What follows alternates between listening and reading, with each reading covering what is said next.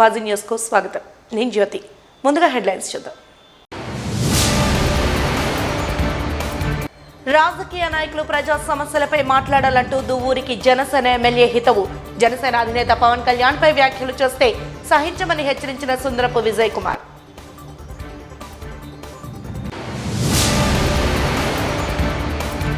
Readymade వస్త్రాల పోకడలతో టైలర్లు నష్టపోతున్నారు. ప్రభుత్వాలు ఆదుకోవాలన్న నగర మేయర్. ప్రపంచ టైలర్ల దినోత్సవాన్ని పురస్కరించుకుని ప్రత్యేక కార్యక్రమంలో గొలగాని హరివెంకట కుమారి వ్యాఖ్య.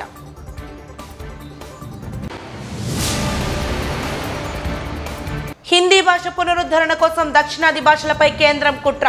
డీలిమిటేషన్ పై ప్రజాశాంతి పార్టీ అధ్యక్షులు కేఏ పాల్ సంచలన వ్యాఖ్యలు.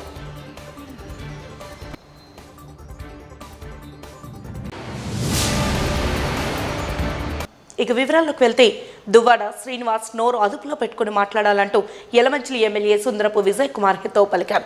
సీతంపేటలోని జనసేన పార్టీ కార్యాలయంలో ఏర్పాటు చేసిన విలేకరుల సమావేశంలో ఎమ్మెల్యే సుందరపు విజయ్ కుమార్ మాట్లాడుతూ దువ్వాడకు రాజకీయ భిక్ష పెట్టింది ప్రజారాజ్యం పార్టీ అని గుర్తుంచుకోవాలన్నారు.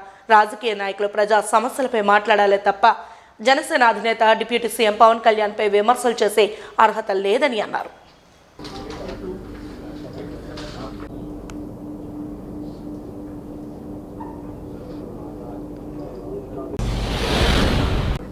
కేవలం పవన్ కళ్యాణ్ గారిని దృష్టిలో పెట్టుకుని పవన్ కళ్యాణ్ గారిని విమర్శిస్తేనే మంచికో చెడుకో ఏదో ఒక రకంగా నేను రాష్ట్రంలో ప్రతి ఒక్క చర్చల్లోనూ భాగస్వామిని అవుతానన్న ఉద్దేశంతో మరి ఈరోజు దివ్వెల శ్రీను అలియాస్ దువ్వాడ శ్రీను మరి ఎంత దిగజారుడు మాటలు మాట్లాడుతున్నాడో మనందరం కూడా ఒకసారి అర్థం చేసుకోవాల్సినటువంటి పరిస్థితి.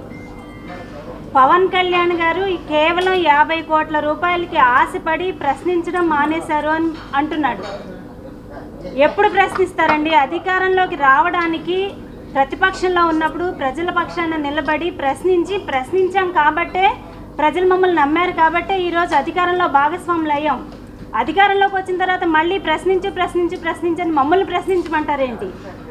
అంటే ఎంత అమాయకంగా మాట్లాడుతున్నాడా, ఎంత మతి స్థిమితం లేకుండా మాట్లాడుతున్నాడా, ఎంత మతి భ్రమించి మాట్లాడుతున్నాడా ఒకసారి మీరు అర్థం చేసుకోవాల్సినటువంటి పరిస్థితి. 40% ఓట్ షేరింగ్ ఉంది మాకు, ఎందుకు ప్రతిపక్ష హోదా ఇవ్వరు అని ఎంత అమాయకంగా మాట్లాడుతున్నారంటే కేవలం 1% ఓట్ షేరింగ్ ఉన్నా కూడా మరి ప్రభుత్వాలు మారిపోయేటటువంటి పరిస్థితి. చదువుకున్నాడో చదువుకోలేదో ఇందాక మా ఎమ్మెల్యే గారు చెప్పినట్టు ఇంకా ఎలిమెంటరీ స్కూల్లోనే కూర్చుని ఉన్నాడో తెలియదు. మరి ఆ దివ్యల మాదిరి గారు అంటారు మేము ఇంకా గత జన్మలో ఇంకా మేము అప్పుడు చేయాల్సినటువంటి కొన్ని కార్యక్రమాలు మిగిలిపోయినాయి మగధీర సినిమాలలాగా, అందుకే ఇప్పుడు మళ్ళీ మేము పుట్టామని ఆవిడ మాట్లాడుతున్నారు. కాబట్టి దయచేసి పవన్ కళ్యాణ్ గారిని విమర్శించకుండా ఏదైతే మీ దివ్యల మాదిరి గారి యొక్క ఆలోచన ఏదైతే ఉందో గత జన్మలో మీరు ఏం వదిలేసి ఈ జన్మలో చేయడానికి ముందుకొచ్చారో, ఎవరైతే మన బడ్జెట్ సమావేశానికి ముందుగా గవర్నర్ గారు ప్రసంగిస్తున్నప్పుడు ఆ 11 మంది ఎమ్మెల్యేలు వచ్చి వాళ్ళు చేసిన వాగ్వాదానికి నిజంగా జనసేన పార్టీ నుంచి మేము తీవ్రంగా ఖండిస్తున్నాం. మా జనసేన అధినేత పవన్ కళ్యాణ్ గారు మాకు సభా సాంప్రదాయాలు ఎలా ఉంటాయనేది మాకు ఎప్పుడు తూచా తప్పకుండా నేర్పిస్తూ ఉంటారు. ప్రతి వ్యక్తికి ఎలా రెస్పెక్ట్ ఇవ్వాలనేది కూడా మాకు నేర్పిస్తారు. దువ్వాడ శ్రీనివాస్ గారు కౌన్సిల్ సమావేశం బయటకు వచ్చి ఆయన ఇర్రెస్పెక్టివ్ వర్డ్స్ మాట్లాడుతూ పవన్ కళ్యాణ్ చంద్రబాబు నాయుడు గారికి డబ్బులకు అమ్ముడిపోయారు అని అనే విషయాన్ని మేము తీవ్రంగా ఖండిస్తున్నాం. ఏమయ్యా దువ్వాడ శ్రీనివాస్, 8 నెలల నుంచి నువ్వు ప్రేమ ప్రపంచంలో చాలా నిమగ్నం అయిపోయి విహరిస్తున్నావు. నువ్వు ఇంట్లో ఉన్న రాజకీయాన్ని నువ్వు తేల్చలేనోడివి, ప్రభుత్వం కోసం నీకు ఎందుకయ్యా అని నేను ఈ ప్రెస్ మీట్ ద్వారా తెలియజేస్తున్నాను. ఈ 8 నెలల్లో ఎన్ని డెవలప్మెంట్ వర్క్స్ అయ్యాయో ఒకసారి టీవీ న్యూస్ ఛానల్స్ అన్నీ చూస్తే పవన్ కళ్యాణ్ గారు మీరు గత ప్రభుత్వంలో 5 సంవత్సరాల్లో 1800 కిలోమీటర్ల రోడ్లు వేయిస్తే ఓన్లీ 6 నెలల వ్యవధిలో 4300 కిలోమీటర్ల రోడ్లు వేయించారంటే మీ ప్రభుత్వం ఎంత సిగ్గు చేయటం అనేది మీరు ఆలోచించుకోవాలి. గత 5 సంవత్సరాల్లో ఇదే విశాఖపట్నం జీవీఎంసీలో కాంట్రాక్టర్లు బిల్లులు లేక ఎంతో ఇబ్బంది పడ్డారు. ఏ టెండర్ వేసినా కూడా, ఎన్నిసార్లు టెండర్లు వేసినా కూడా ఒక కాంట్రాక్టర్ కూడా టెండర్లో పాల్గొనలేని దౌర్భాగ్యమైన పరిస్థితులు. మరి వాళ్ళు ఇంత దారుణంగా, అంటే మనం ఆంధ్రప్రదేశ్ ప్రభుత్వాన్ని మీద మళ్ళా నమ్మకాన్ని మా కూటమి ప్రభుత్వం కూర్చుకుంటుంటే మళ్ళా వాడిని నెమ్మదిగా మళ్ళా అందరి దగ్గర ఆ నమ్మకాన్ని బలపరుచుకుంటూ ముందుకు వెళ్తూ ఉంటే వీళ్ళు ఎక్కడ వీలైతే అక్కడ ఆంధ్రప్రదేశ్ పరువు తీసే పరిస్థితిలో ఉన్నారు. మరీ ఎంత దారుణం అంటే,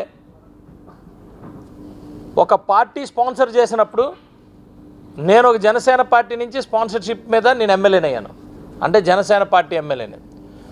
కానీ నా ప్రథమ కర్తవ్యం ఏంటంటే, ప్రజలు నాకు ఓట్లేసిన ప్రజలకి నేను ప్రతినిధిగా ఉండాలి, వాళ్ళకి గొంతై ఉండాలి, వాళ్ళ వాణిని నేను సభలో వినిపించాలి, సభలో మాట్లాడేటట్టు చేసుకోవాలి. దానికి ప్రొసీజర్స్ ఉన్నాయి. ఆ ప్రొసీజర్స్ ప్రకారంగా, హౌస్ ప్రొసీజర్స్, దాని ప్రకారంగా నేను వెళ్ళటం జరుగుతూ ఉంది. దాని ప్రకారంగా టైం వస్తుంది. నాకు అనేక ప్రొసీజర్స్ ఉన్నాయి, అందులో 0 hours ఉన్నాయి, అన్నీ ఉన్నాయి, మనం మాట్లాడచ్చు. పార్టీ ఆవిర్భావ దినోత్సవానికి హైదరాబాద్లో ఉండి రాలేని పరిస్థితులు అనేక సందర్భాలు ఉన్నాయి. అవి తెలుసుకో. ఆయనకి కేవలం ఆయన ముఖ్యమంత్రి అయితేనే పనిచేస్తాడు. నేను అంటున్నా, మీరు ఒక టాపిక్ మీద రండి, నేను వస్తా, నేను అందులోనే కూర్చున్నా, నేను మాట్లాడాలనుకుంటున్నా, చర్చించాలనుకుంటున్నా.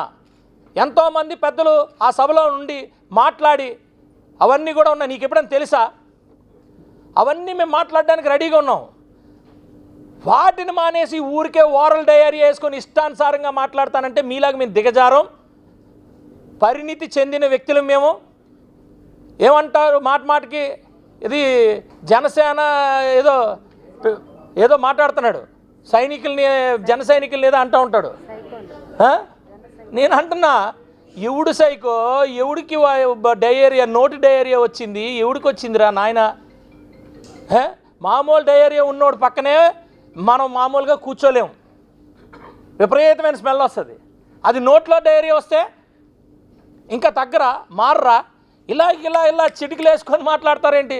చిటికలు వేసుకోవడం నువ్వేం రౌడీవా? అసలు నువ్వు ఎలిమెంటరీ స్కూల్కే నువ్వు ఎలిజిబుల్ కాదు. నువ్వు అసెంబ్లీకి, కౌన్సిల్కి పంపించాడు మీ జగన్మోహన్ రెడ్డి. నేను అంటున్నా, ఏదన్నా ఉంటే నీ డయేరియా తగ్గించుకొని నువ్వు సబ్జెక్ట్ మీద రా, మనం మాట్లాడుకుందాం. రైమ్స్ చెప్పాల్సిన ఎల్కేజీ చిన్నారులు మొబైల్ వాడటం వల్ల వచ్చే దుష్ప్రభావాలను చెబుతూ అందరినీ ఆకర్షపరిచారు. సరైన మార్గంలో అన్వేషించి దేశ పురోగతికి ఉపయోగించాల్సిన సైన్స్ ప్రాముఖ్యతను తెలియజేస్తూ జ్ఞానోత్సవాల నిర్వహణతో విద్యార్థుల్లో సైన్స్ పట్ల ఆసక్తి పెరుగుతుందనే ఆశాభావాన్ని kids garden school principal Sai Lakshmi వ్యక్తం చేశారు. ఫిబ్రవరి 28 జాతీయ సైన్స్ దినోత్సవాన్ని పురస్కరించుకుని ఉషోదయ జంక్షన్లో గల కిడ్స్ గార్డెన్ స్కూల్లో విద్యార్థులసే జ్ఞానోత్సవం 2025 కార్యక్రమాన్ని నిర్వహించారు. ఈ కార్యక్రమానికి ముఖ్య అతిథిగా AU pharmaceutical sciences professor K Eshwar Kumar హాజరయ్యారు. కాగా జ్ఞానోత్సవంలో కిడ్స్ గార్డెన్ ఎల్కేజీ నుండి 10వ తరగతి వరకు గల విద్యార్థులు తమ ఆసక్తిని, ప్రతిభను చూపుతూ ప్రదర్శించిన సైన్స్ ప్రాజెక్టులు విశేషంగా ఆకట్టుకున్నాయి.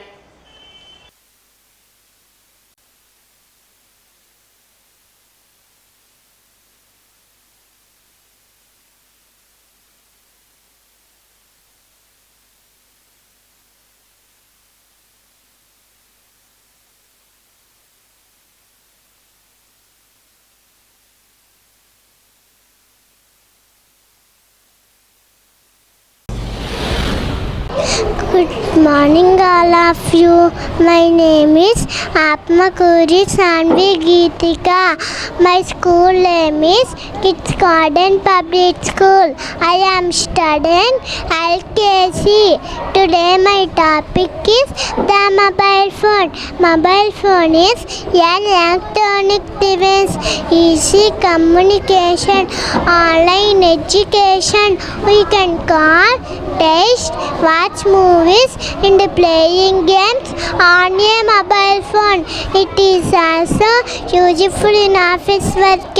Mobile phone is really a great gift of science. Disadvantage of mobile: using phones too much can be bad for our health. Sleeping disorders, hearing issues, vision problems, wastage of time. Cell phone the one of the main reason road accidents, addiction and addiction. There are many security issues in a mobile phone. Thank you. Namaste madam, namaste sir. My name is Bhagavat Radhakrishna. I am studying in UKG. My school name is Kids Garden Public School. Today my project is sea animals. Fish is an aquatic animal. Fish lives in water. Fish swim with fins and tails. Some fishes are red, some fishes are blue, some fishes are so many colors. Fish go glub glub, open in the mouth to drink water. Examples of fish: jellyfish, dolphins, shark and etc. Thank you. Namaste madam, namaste sir. My name is Krutika.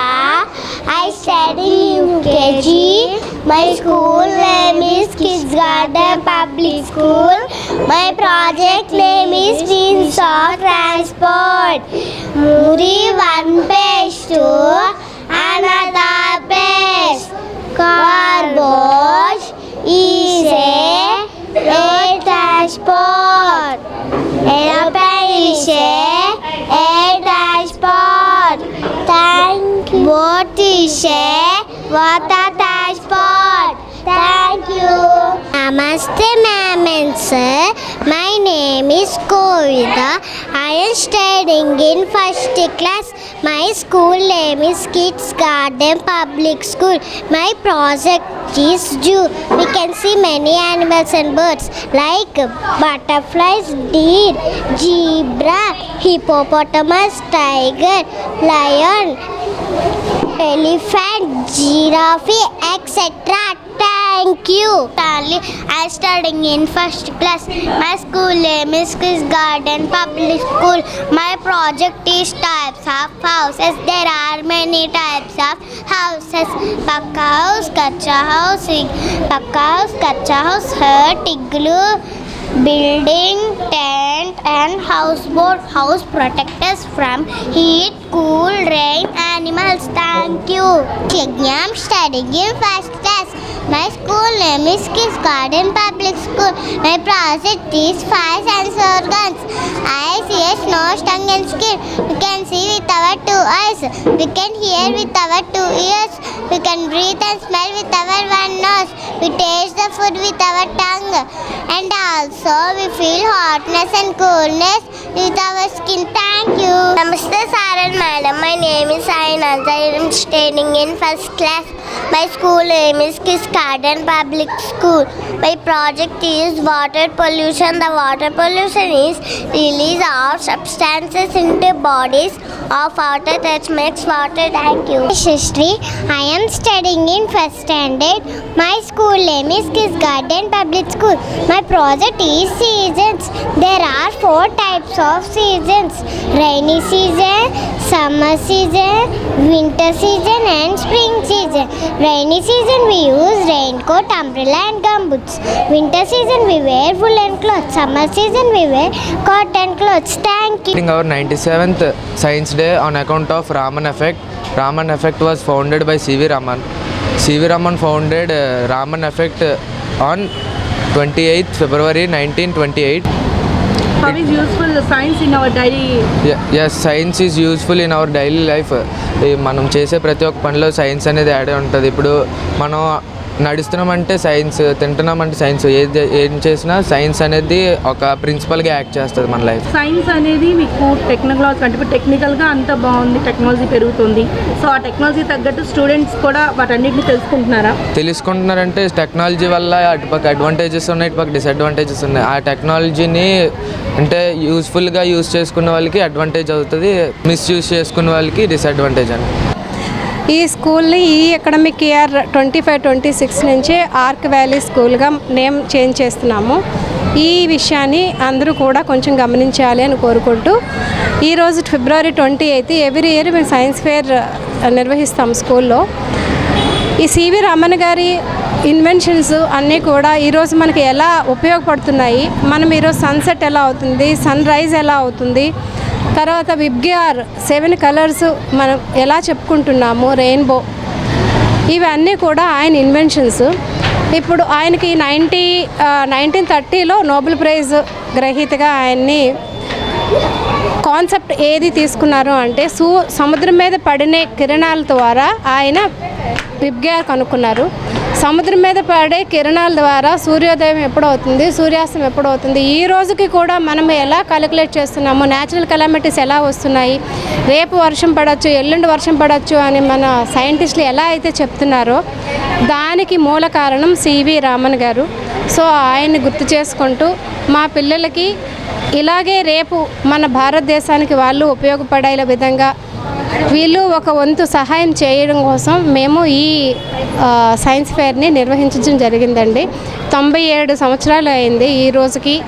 మనం science fair ఫిబ్రవరి 28గా మన government declare చేసి ప్రతి స్కూల్కి కూడా 28 ఫిబ్రవరిని science ఫేర్గా చేయమని చెప్పి మాకు government నుంచి కూడా అన్ని స్కూల్కి ఆదేశాలు ఉన్నాయండి. సో అందుకని చెప్పి మేము ఈరోజు సైన్స్ ఫేర్ నిర్వహించడం జరిగింది. ముస్లిం సోదరులకు అత్యంత పవిత్రమైన రంజాన్ మాసం మరో 2-3 రోజుల్లో ప్రారంభం కానుంది. తమతోటి ముస్లింలు కూడా రంజాన్ మాసాన్ని ఆనందంగా జరుపుకోవాలన్న సత్సంకల్పంతో లడ్డు ఫ్యామిలీ అండ్ ఫ్రెండ్స్ ఆధ్వర్యంలో సుమారు 700 మందికి 700 రూపాయలు విలువ చేసే నిత్యావసర సరుకులను రంజాన్ తోఫాగా పంపిణీ చేశారు. 39వ వార్డు పెరీ రోడ్ అబ్దుల్ గఫూర్ లడ్డూబాయ్ చేతుల మీదుగా పేద ముస్లింలకు తోఫాను అందజేశారు. ఈ సందర్భంగా లడ్డూబాయ్ మాట్లాడుతూ ముస్లింలందరూ అత్యంత భక్తి శ్రద్ధలతో జరుపుకునే నెల రోజుల పండుగ రంజాన్ అని, రంజాన్ అంటేనే సేవ అని అభివర్ణించారు. ఎవరైతే రంజాన్ మాసంలో సేవ చేస్తారో వారిపై అల్లా కరుణ చూపుతారని పేర్కొన్నారు.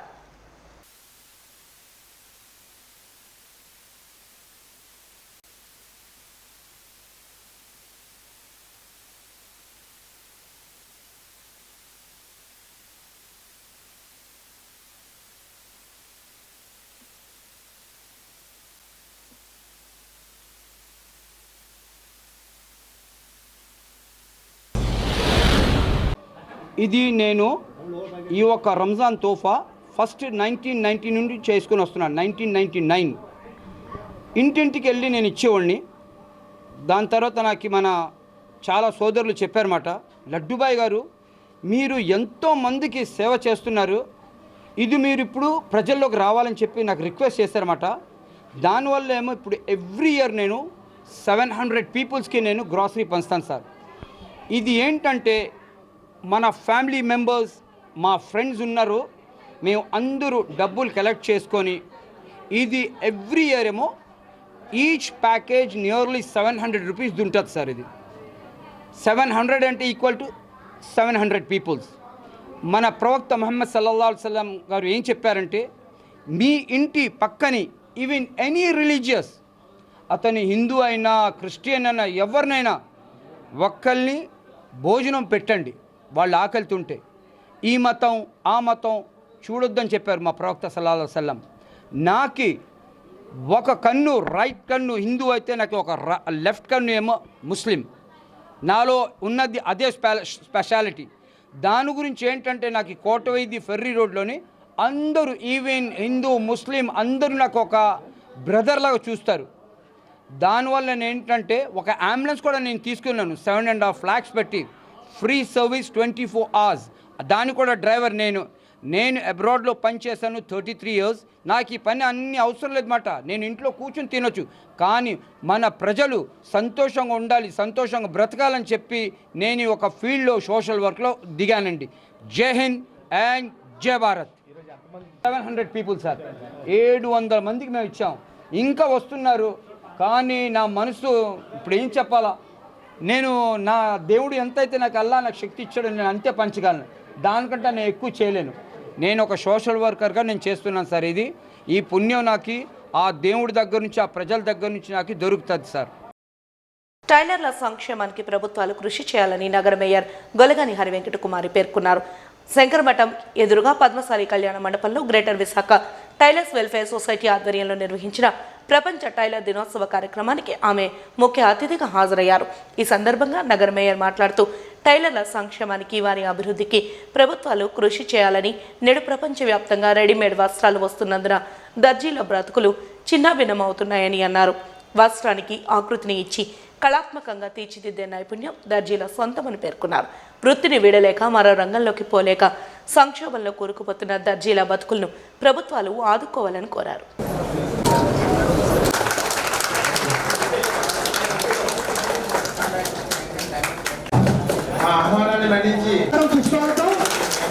పెట్టాలనే ఉద్దేశంతో వేడుకుంటున్నాను.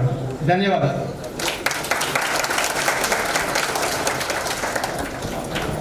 ఉదయ్ గారు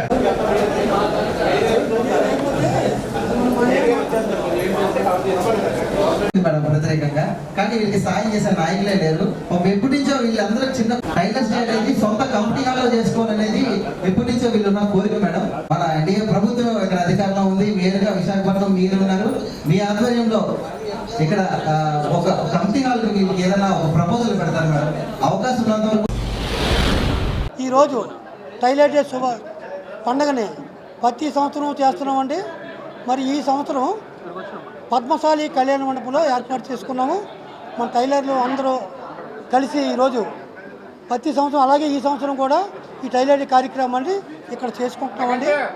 వారికి అందరూ టైలర్ వచ్చిన అందరికీ కూడా మా టైలర్ అసోసియేషన్ తరపున హృదయపూర్వక ధన్యవాదాలు తెలుపుకుంటున్నామండి. మరి ఈ కార్యక్రమాన్ని ఇప్పటికీ 2020 సంవత్సరం నుంచి ఇప్పటి వరకు కంటిన్యూగా ఈ అక్కీపాలెం టైలర్ డే మీటింగు సంఘం ఆపకుండా కంటిన్యూగా చేస్తూ వస్తుందండి. మరి ఈ కార్యక్రమానికి మన టైలర్ సోదరులందరూ సహకారంతో ఈ కార్యక్రమం జయప్రదం చేస్తున్నాం మేము. అలాగే ప్రతి సంవత్సరం కూడా మీరు అండదండలు ఉంటే ఈ కార్యక్రమం ఇంకా బాగా చేస్తామని మనం చేసుకుంటున్నామండి. అలాగే ఇక్కడ ఈ టైలర్ డే నాడు ఒక మీటింగ్ పెట్టుకుంటామండి. మేము చాలామంది గెస్టులు కూడా వస్తున్నారు. వారందరితో మాట్లాడిన తర్వాత ఇక్కడ ఒక 500 మందికి లంచ్ కూడా ఏర్పాటు చేసామండి మన టైలర్ సోదరులందరికీ కూడా. అలాగే మాకు కొన్ని సమస్యలు ఉన్నాయండి. మరి ఆ సమస్యలు ప్రభుత్వం వరకు తీసుకెళ్ళాలి కాబట్టి ఇక్కడ మనం చేసుకుంటున్నానండి. మాకు ఇన్నాళ్ళ బట్టి కూడా మన కమిటీ హాల్ గురించి ఎంతో ట్రై చేసామండి. కానీ ఇప్పటి వరకు మాకు సాధించలేకపోయాము. మరి ఈ సంవత్సరమైనా మన ప్రభుత్వం వారు మాకు కమిటీ హాల్ ఒకటి ఏర్పాటు చేయాలని ప్రభుత్వానికి మేమందరం డిమాండ్ చేసుకుంటున్నామండి. చదువు లేదు అని ఏమాత్రం కూడా మనకి పాట కూడా ఒకటి ఉంటుంది, చదువు లేని వాడు అని దిగులు చెందకు అనేసి. అంటే చదువుకి మీలో ఉన్నటువంటి టాలెంట్కి ఏమాత్రం సంబంధం లేదు. ఎంత పెద్దవాళ్ళైనా, ఎంత కాస్ట్లీ చీర కొనుక్కున్నా, ఒక 25,000 రూపాయల చీర కొనుక్కున్నా కూడా వెంటనే చూసేది ఎవరి కోసం చెప్పండి? ఎవరైనా మంచి టైలర్ ఉంటే బాగుండు, ఈ రోజు కుట్టించే వాళ్ళు ఎవరైనా ఉంటే బాగుండు. బాగా వాళ్ళు చాలా ఎక్కడ ఏ ప్లేస్లో ఉన్నా కూడా మా టైలర్ దగ్గరే మేము కుట్టించుకుంటాం, అతనైతేనే మాకు బాగా ఫిట్ అవుతుంది. అందులో జెంట్స్ ఇంకా బాగా లేడీస్కి సంబంధించి బ్లౌజెస్ అవి కూడా జెంట్స్తోనే కుట్టించుకుంటారు. అంత ఇష్టపడి మీరు ఎంత డబ్బులు ఉన్న వాళ్ళైనా, ఎంత చదువుకున్న వాళ్ళైనా, ఎంత పెద్ద స్టేజ్లో ఉన్న వాళ్ళైనా మీ మీదే ఆధారపడతారన్న విషయం మీకు ఒకసారి తెలియజేస్తున్నాను. కాబట్టి మీలో ఉన్నటువంటి నైపుణ్యానికి సంబంధించి మీరేం ఆలోచించక్కర్లేదు. చాలా రకాల మోడల్స్ కుడుతుంటారు, అప్పుడప్పుడు ఊహించి కుడుతుంటారు. ప్రజెంట్ ఉన్నటువంటి ట్రెండ్ ఎలా ఉందో, ఆడవాళ్ళు ఎవరైనా భర్తను కోల్పోతే, చదువు లేకపోతే ఆ కుటుంబం నడిపించుకోవడానికి మొట్టమొదటిసారిగా ఆడపిల్ల వెళ్ళే వృత్తి ఏంటి చెప్పండి? ఏదో బ్లౌజులు కుట్టుకుని ఆ పిల్లల్ని పోషించుకుని, ఆ పిల్లల్ని చదివించుకుని, ఆ పిల్లల్ని ఒక అభివృద్ధి మార్గంలో పెంచుకున్నానని ప్రతి ఒక్క ఆడవాళ్ళు చెప్పుకుంటారు. అంతేందుకు మేము కూడా మాకు ఎప్పుడన్నా మూడ్ బాగాలేదనుకోండి, మనసు బాగాలేదనుకోండి, రీస్టిచ్లు చేసుకుంటూ ఉంటాం. మాకు కూడా మేము ఇంట్లో కూర్చొని, అంటే ఏదో ఒక టైం పాస్, అంటే బ్రెయిన్ని మళ్ళీ యాక్టివేట్ చేసుకోవడం కోసం. అంటే అంత మంచి ప్రొఫెషన్లో ఉన్నారు మీరు. ఈ ప్రొఫెషన్కి, మీకు ఈ ప్రొఫెషన్ని అందించినటువంటి భగవంతుడికి మనందరం కూడా కృతజ్ఞతలు తెలియజేసుకోవాల్సినటువంటి అవసరం ఉంది. దీనికి సంబంధించి గవర్నమెంట్ కూడా అనేక రకాలుగా ప్రోత్సాహకాలు అందిస్తుంది. అలాగే సెంట్రల్ గవర్నమెంట్ స్కీమ్స్ ఉన్నాయి. సెంట్రల్ గవర్నమెంట్లో విశ్వకర్మ యోజన అనే ఒక స్కీమ్ ఉంది. దాంట్లో టైలర్స్కి సంబంధించి మీకు గవర్నమెంట్ ప్రొవైడ్ చేసే లోన్స్ ఉన్నాయి. టైలర్స్కి సంబంధించి మీరు మిషన్స్ కొనుక్కోవడానికి లేకపోతే టైలరింగ్ శిక్షణ ఇవ్వడానికి మీరు ఏదైనా ఒక షాప్ పెట్టుకోవడానికి దానికి సంబంధించి మీకు సబ్సిడీతో కూడిన లోన్స్ వస్తాయి. విశ్వకర్మ అనేది ఒకసారి మీరు చెక్ చేసుకోండి. విశ్వకర్మ యోజన అనే ఒక స్కీమ్ పెట్టారు సెంట్రల్ గవర్నమెంట్ వాళ్ళు. కాబట్టి మీరు కూడా అవన్నీ ఉపయోగించుకోండి. మాకు చేతనైనంత వరకు సహాయం మేము చేస్తాం. తప్పనిసరిగా సమాజంలో మీ అందరికీ కూడా ఒక గుర్తింపు వచ్చే విధంగా మీరు చేసే ప్రయత్నానికి ఎప్పుడూ మా సపోర్ట్ ఉంటుందని తెలియజేస్తూ, ఈరోజు టైలర్స్ లేనిదే అసలు టైలర్స్ ఉంటేనే ఈ సొసైటీలో మాకు ఏదైనా బ్లౌజెస్ కానివ్వండి, ఇప్పుడు ఒకప్పుడు ట్రెండ్కి ఇప్పుడు లేటెస్ట్ ట్రెండ్కి కూడా ఏ విధంగా మోడల్ చూపిస్తే చాలు దాన్ని అవలీలగా స్టిచ్ చేసి మా ముందుకి ఇచ్చే టాలెంట్ ఓన్లీ టైలర్స్ది. అటువంటి టైలర్స్ని గౌరవించడం అంటే చాలా సంతోషం నాకు. నేను ఇయర్ అనే కాదు, నేను మేయర్గా వచ్చినప్పటి నుంచి మా ఆరిలావ ప్రాంతంలో ఉన్న టైలర్స్ అందరూ కూడా ఈ టైలర్స్ డే రోజు అక్కడ ముడుసులా పార్క్లో వాళ్ళు కొంత మీటింగ్ పెట్టుకొని నన్ను రమ్మని చెప్పడం, ఆహ్వానం పలకడం ప్రతి ఇయర్ కూడా జరుగుతుంది. అక్కడ ఆర్లావ్కి సంబంధించి అంటే నేనున్న ప్లేస్లో వాళ్ళకి సంబంధించి ప్రతి ఇయర్ నేను అటెండ్ అయ్యాను. ఈ ఇయర్ ఎంతమందితో ఈరోజు టైలర్స్ డే జరుపుకోవడం అన్నది చాలా సంతోషంగా ఉంది నాకు. ఇప్పుడు చాలామంది యూత్ కూడా ఫ్యాషన్ డిజైన్లో వెళ్ళి వాళ్ళ నైపుణ్యాన్ని తెచ్చుకోవాలి అనేసి ఇప్పుడు లేటెస్ట్ యువత ఎక్కువగా ఫ్యాషన్ డిజైన్కి ఎక్కువ మక్కువ చూపుతున్నారు.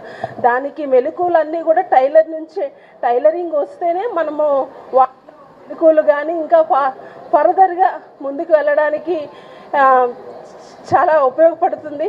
ఇప్పుడు కూడా అంటే అందరూ డాక్టర్సో ఇంజనీర్సో ఇంకా కాకుండా ఇలా ఫ్యాషన్ టెక్నాలజీలో కూడా తమకంటూ నైపుణ్యాన్ని సంపాదించుకోవడానికి ఇప్పుడు యువత రెడీగా ఉన్నారు.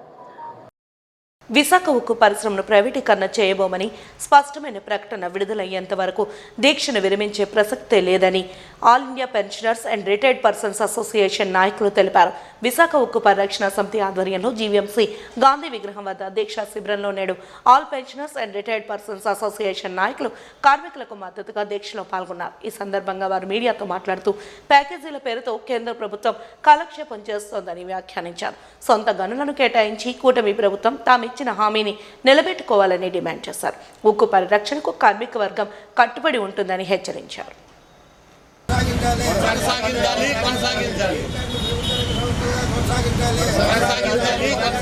ఉద్యోగులకు మెడికల్ సదుపాయం కల్పించాలి. రిటైర్డ్ అయిన ఉద్యోగులకు మెడికల్ సదుపాయం కల్పించాలి. స్టీల్ ప్లాంట్కు సొంత గనులు కేటాయించాలి. స్టీల్ ప్లాంట్ ప్రభుత్వ రంగ సంస్థగా కొనసాగించాలి. స్టీల్ ప్లాంట్ ప్రభుత్వ రంగ సంస్థగా కొనసాగించాలి.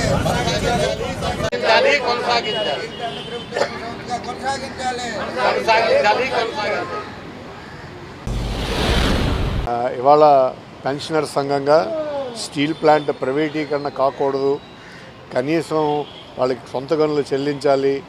11,440 కోట్లు చెల్లించినా ఈ రోజుకి కూడా దాని ఉత్పత్తి మీద కానీ ఇంకో దాని మీద కానీ ప్రభావం చూపనటువంటి మద్దతే ఈ రోజు ప్రభుత్వం ఇచ్చింది తప్పించి వాళ్ళ తాలూకా శాలరీస్ గురించి కానీ, అలాగే రిటైర్ అయిపోయి బయటికి వెళ్ళిపోయినటువంటి వాళ్ళకి మెడికల్ సదుపాయాలను కూడా ఈ రోజుని కుదించినటువంటి పరిస్థితి ఈ రోజున ఏర్పడింది. వాటిలన్నిటి మీద కూడా ప్రభుత్వం తక్షణమే చర్యలు తీసుకోవాలి. ఇమీడియట్గా సొంత గనులు కేటాయిస్తూ పూర్వ వైభవం వచ్చే విధంగా స్టీల్ ప్లాంట్కి అన్ని రకాల సపోర్టు కేంద్ర ప్రభుత్వం చేయాలి. అది చేయట్లేదు.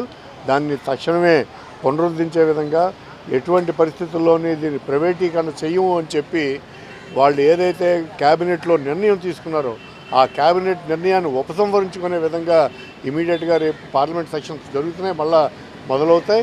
ఈ మొదలయ్యేటువంటి పార్లమెంట్ సెషన్స్లో అటువంటి నిర్ణయాన్ని ప్రకటించాలి అని చెప్పి కేంద్ర ప్రభుత్వాన్ని మేము డిమాండ్ చేస్తున్నాం. అదేవిధంగా ఈ రోజున EPS 95 పెన్షనర్స్గా మా తాలూకా పరిస్థితి కూడా మీకు తెలియజేయాలి. ఇవాళ ఈపీఎస్ 95 పెన్షనర్స్కి వచ్చేటువంటి పెన్షను దేశంలోనే అంత తక్కువ పెన్షన్ ఇచ్చేటువంటి పరిస్థితి ఎక్కడా లేదు. ఎందుకంటే ఇప్పుడు మీరు కనీసం రాష్ట్ర ప్రభుత్వాలు ఇస్తున్న పెన్షన్ తీసుకుంటే 4,000 ఈరోజు మనకి రాష్ట్ర ప్రభుత్వం ఇస్తున్నది. కానీ మా ఈపీఎస్ 95 పెన్షనర్స్కి వచ్చేటువంటి పెన్షను 2,000 నుండి 3,000 లోపే. కనీసం ఆ రకంగా మినిమం పెన్షన్ మాకు ఇవ్వండి, 9,000 ప్లస్ డిఏ చెల్లించండి అని చెప్పి ఓ డిమాండ్ని మేము గత చాలా కాలం నుండి డిమాండ్ చేస్తున్నాం. దాని మీద ఎటువంటి స్పందన కూడా ఈరోజు కేంద్ర ప్రభుత్వం నుండి లేదు. ఇవాళ ఈ రోజునే కేంద్రంలోని సిబిటి మీటింగ్ అంటే central board of trustees meeting జరుగుతున్నది. కానీ అందులో ఈ రోజున పెంచడాల మాట అటుంచండి, ఇచ్చేటువంటి పిఎఫ్ మీద వచ్చేటువంటి ఇంట్రెస్ట్ని కూడా తగ్గించడానికి ప్రతిపాదన పెడుతున్నారు. అంటే ఇప్పుడు దాకా 8.5% ఇచ్చేదాన్ని 8.25 చేయాలని చెప్పి ఈరోజు ప్రతిపాదన పెట్టేటువంటి పరిస్థితి ఉంది. అందుకని రిటైర్ అయిపోయి కొన్నాళ్ళు 35 ఏళ్ళు 45 ఏళ్ళు ఒక సాంఘికంగా సొసైటీలో ఉన్నతమైనటువంటి జీవితాలు అనుభవించినటువంటి వాళ్ళు తిరిగి ఈ రోజున రోడ్ల మీదకి వచ్చినటువంటి పరిస్థితులు కల్పించిన ప్రభుత్వం స్పందించి ఎటువంటి పరిస్థితుల్లోనూ ఈపీఎస్ 95 పెన్షనర్స్ అందరికీ కూడా 9,000 ప్లస్ డిఏ ఇచ్చేటట్లు చేయాలని, అలాగే రాయితీలు పునరుద్ధరించాలని, రైల్వేలో కన్సెషన్ ఉండేది ఆ కన్సెషన్ పునరుద్ధరించాలని చెప్పి మేము డిమాండ్ చేస్తున్నాం. ఆధ్యాత్మికంగా రంజాన్ మాసం ఎంతో పవిత్రమని దక్షిణ నియోజకవర్గ టీడీపీ ఇన్ఛార్జ్ ఎన్టీఆర్ వైద్య సేవ చైర్మన్ సీతంరాజు సుధాకర్ అన్నారు. రంజాన్ మాసాన్ని పురస్కరించుకుని జగదాంబ జంక్షన్ మహారాణిపేట మక్కా మసీద్ సమీపంలో దిల్సే హైదరాబాదీ హలీం సెంటర్ను ఆయన చేతుల మీదుగా ప్రారంభించారు. రంజాన్ మాసం ఉపవాస దీక్ష అనంతరం ముస్లింలు స్వీకరించే హలీం సెంటర్ను ప్రతి ఏటా నిర్వహించడం మంచి సాంప్రదాయమని అభినందనీయమని అన్నారు. ప్రపంచంలోనే సైన్స్ అభివృద్ధి చెందిన రోజుల్లో సాయంత్రం ఆహారంగా ఉపయోగించినట్లు తెలిపారు. హలీం అనేది దక్షిణాసియా మధ్య ప్రాచుర్యం పొందిన మధ్య ఆసియాలో విస్తృతంగా వినియోగించబడే ఒక రకమైన వంటకం అని తెలిపారు. డిష్ ప్రాంతం నుండి ఈ ప్రాంతానికి మారుతూ ఉన్నప్పటికీ ఐచ్ఛికంగా గోధుమలు లేదా బార్లీ, మాంసం, కాయధాన్యాలు ఉంటాయని తెలిపారు.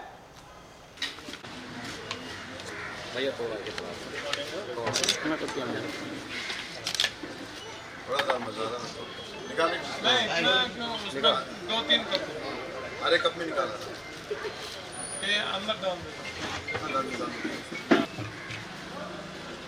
मामा आप शबीर भाई हमारे मुनीर पापा दो जल्दी मार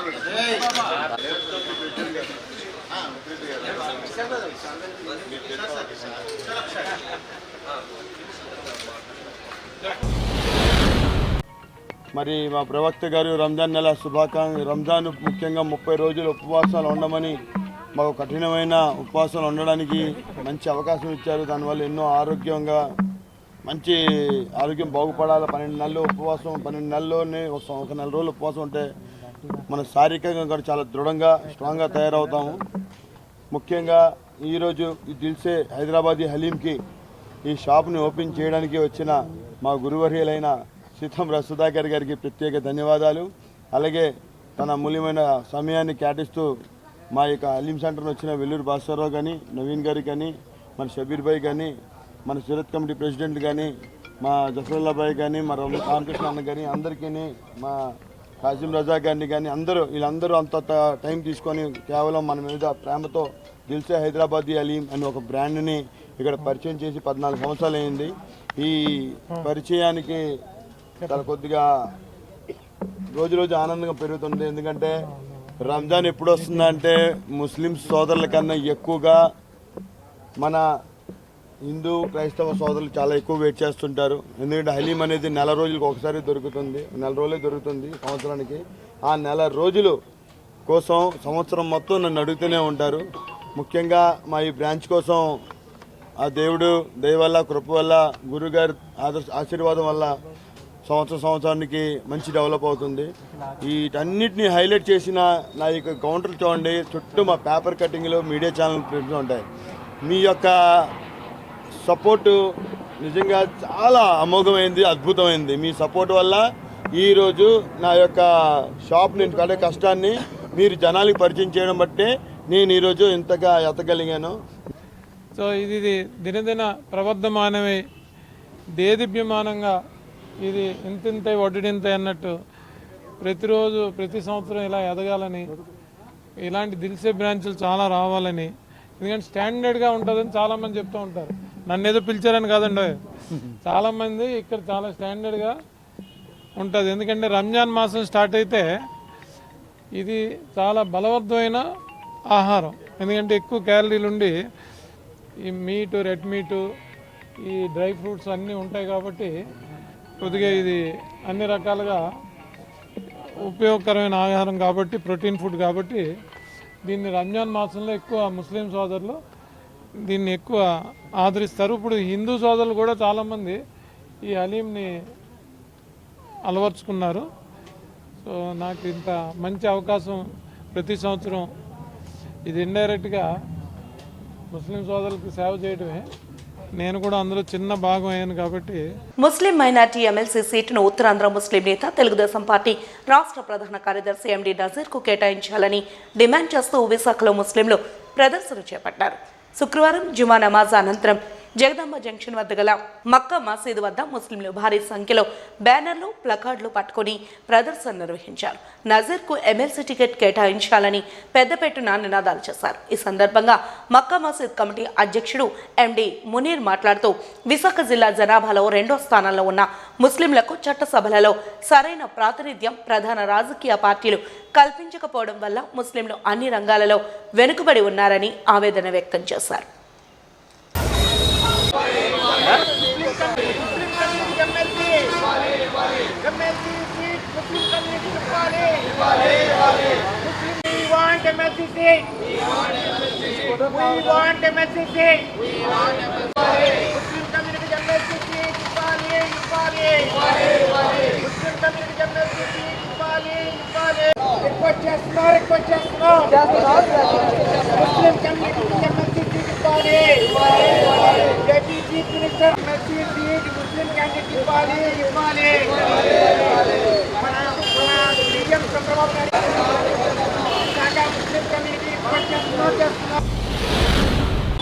ఈరోజు మక్కా మసీదుకి వచ్చాము. మక్కా మసీద్ ఆవరణలో మొత్తం అందరూ కలిసి ముఖ్యమంత్రి వర్యులు నారా చంద్రబాబు నాయుడు గారిని విన్నపించుకుంటున్నాం. అయ్యా, మీ పార్టీలోనే అనుగుణంగా మసులుకునే వ్యక్తి మొహమ్మద్ నజీర్కి ఎమ్మెల్సీ కోటాలో సీట్ ఇస్తారని కోరుకుంటూ తమ ముందు మేమందరూ యావత్ ఏపీ ముస్లిమ్స్ అందరూ భావాల్లో విశాఖ జిల్లాపై దృష్టి ఉంది. విశాఖ జిల్లాలో 2,50,000 పైచిలుక ముస్లిం సోదరులు ఉన్నారు. ఈ యువకుడు అన్ని మతాల వాళ్ళకి అందరికీ సహకరించి ఏ పని ఆకుండా అందరితో మమేకమై నడిచే వ్యక్తి. ఈ వ్యక్తిని మీరు మీ యొక్క పార్టీని 25 సంవత్సరాల నుంచి నమ్ముకొని ఉన్నారు. ఈ పార్టీని వదిలి ఏ రోజు వరకు వెళ్ళలేదు. ఏది ఇచ్చినా మా అధినేత నాయకుడు ఆశీస్సులు ఉండాలి, నాకు ఏ చేసినా వారే చేయాలనే ఒక దృఢ నిశ్చయంతో ఈ పార్టీని వదులుకోకుండా నమ్ముకొని ఆయన సేవ చేస్తున్నాడు. అన్ని మతాల వాళ్ళు ఆయన్ని ఇష్టపడి ప్రతి నియోజకవర్గంలో, ఆయన ఒక నియోజకవర్గం అని కాదు, మొత్తం 4 నియోజకవర్గాల్లో ప్రతి మసీదులో ఆ నాయకులతో కలిసి, ఎమ్మెల్యేస్తో కలిసి మాకు కమ్యూనిటీ పూర్వంగా ఎంతో సహాయం చేశాడు. ఈరోజు కూడా మా మసీదు పైన స్లాబ్ పడుతుందంటే తమర హయాంలో ఇచ్చిన వాగ్దానమే ఇది. దీంతోనే, ఆ రుణంతోనే ఈరోజు ఈ మసీదు పైన స్లాబ్ కూడా జరుగుతుంది. బడేగాంలో మసీదు ఇచ్చారు, పిఎం పాలనలో ఖబరస్థాన్ ఇచ్చారు. ఇవన్నీ మీ యొక్క హయాంలోనే జరిగినాయ్యా. కాబట్టి మేమందరం ముస్లిమ్స్ మనసా వాచ కోరుకుంటూ మిమ్మల్ని ప్రధాయపడుతూ అయ్యా ఈ అవకాశం ఈ యువకుడికి ఇవ్వాలని మేము కోరుకుంటున్నాం. మాకంటూ ఒక నాయకుడు యువకుడు ఉన్నాడు కాబట్టి మా సాధక బాధలు మీతో మేము చెప్పుకోలేము.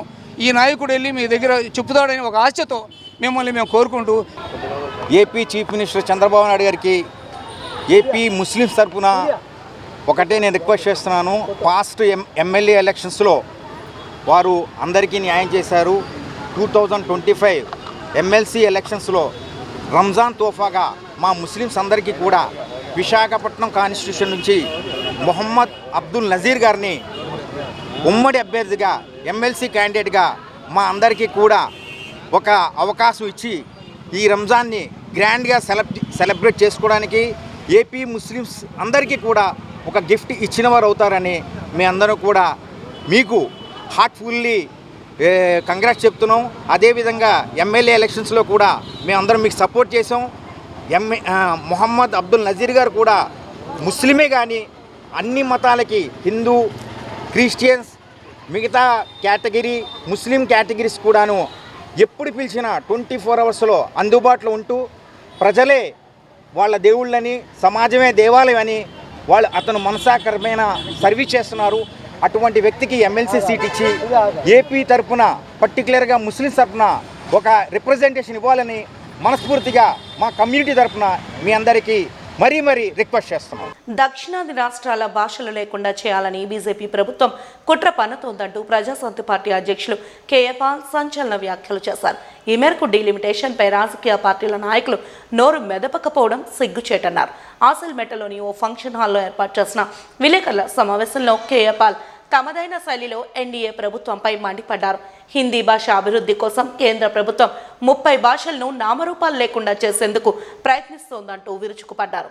అదేవిధంగా అసెంబ్లీలో ప్రవేశపెట్టిన బడ్జెట్లో మహిళలకు, నిరుద్యోగులకు మొండి చేయి చూపారంటూ విమర్శించారు. 10 లక్షల కోట్ల అప్పు ఉందని చంద్రబాబుకు ముందు తెలియదా అంటూ వ్యంగ్యంగా ప్రశ్నించారు.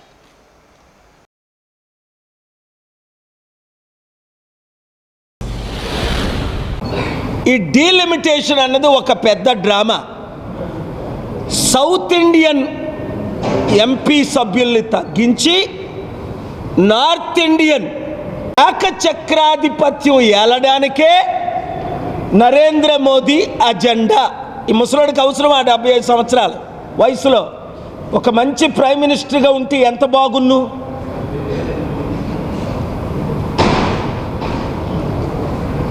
అసలు 75లో రిటైర్ అయిపోవాలి కదా వారి చట్ట ప్రకారం, బీజేపీ ఆర్ఎస్ఎస్ రూల్ ప్రకారం.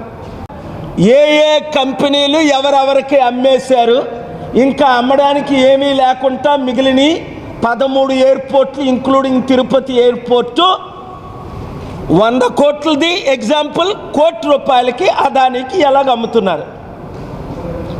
ప్రపంచం అంతా నాకు మద్దతు ఇస్తుంది. దానికి రుజువు యుక్రెయిన్ యుద్ధం కొరకు 141 మంది ఓపెన్గా సపోర్ట్ చేయడం, 45 మంది ఆబ్సెంట్ అవ్వడం, కేవలం 4 దేశాలే రష్యాకు మద్దతు ఇవ్వడం. నేను చెప్తుంది ఈ 3 సంవత్సరాల్లో ఈ డీలిమిటేషన్ ద్వారా తమిళ్, తెలుగు, మలయాళం, కన్నడం భాషలు లేకుండా చేయడం ఒకటి. 2 మన ఎంపీ సభ్యుల్ని తగ్గించడం. ఉదాహరణ స్టాలిన్ చెప్పారు కదా నిన్న, డాక్టర్ స్టాలిన్ గారు 39 ఉన్నారు లోక్సభ ఎంపీ తమిళనాడులో, కేవలం 31 చేయడానికి. దద్దమ్మలో మోదీ తొత్తులు, మోదీ చెంచాలు, మోదీ కూర్చోంటే కూర్చుంటాడు. అందుకే ఒకప్పుడు ఎంపీ ఉండవెల్లి అరుణ్ కుమార్ కూడా అన్నాడు 25 సీట్లు ఆంధ్రప్రదేశ్లో వైసీపీ గెలిచినా, టీడీపీ గెలిచినా, బీజేపీ గెలిచినట్టే బీజేపీ ఖాతాలోకే. అదే కరెక్ట్. మన రాష్ట్రానికి ఏ అభివృద్ధి లేదు.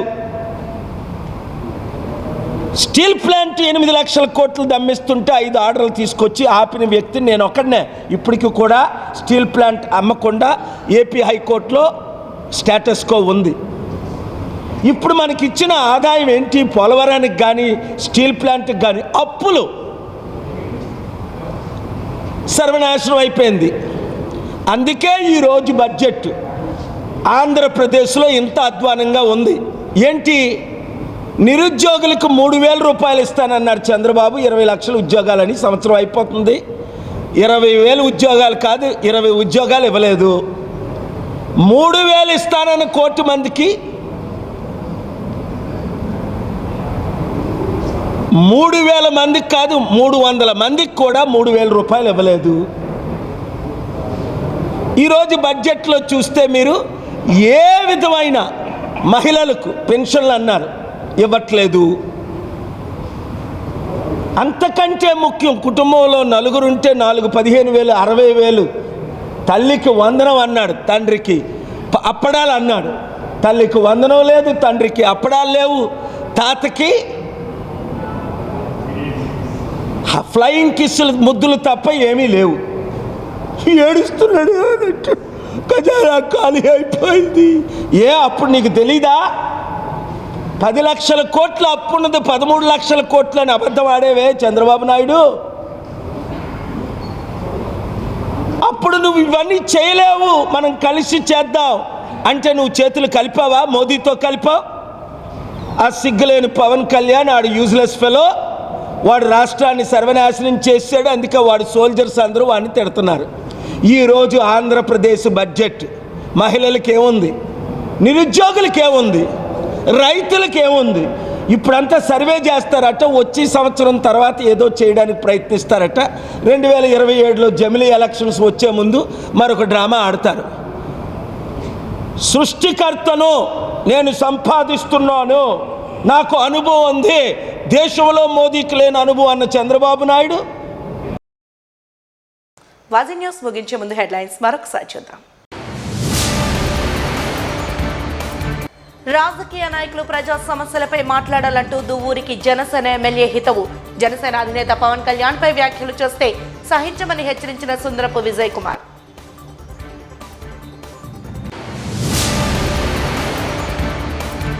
రెడీమేడ్ వస్త్రాల పోకడలతో టైలర్లు నష్టపోతున్నారు, ప్రభుత్వాలు ఆదుకోవాలన్న నగర మేయర్. ప్రపంచ టైలర్ల దినోత్సవాన్ని పురస్కరించుకుని ప్రత్యేక కార్యక్రమంలో గొలగాని హరివెంకట కుమారి వ్యాఖ్య.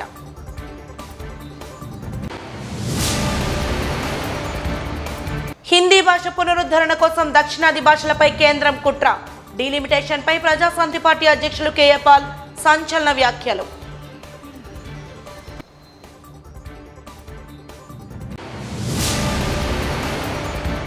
వాజీ న్యూస్ ఇంతటితో సమాప్తం. నమస్కారం.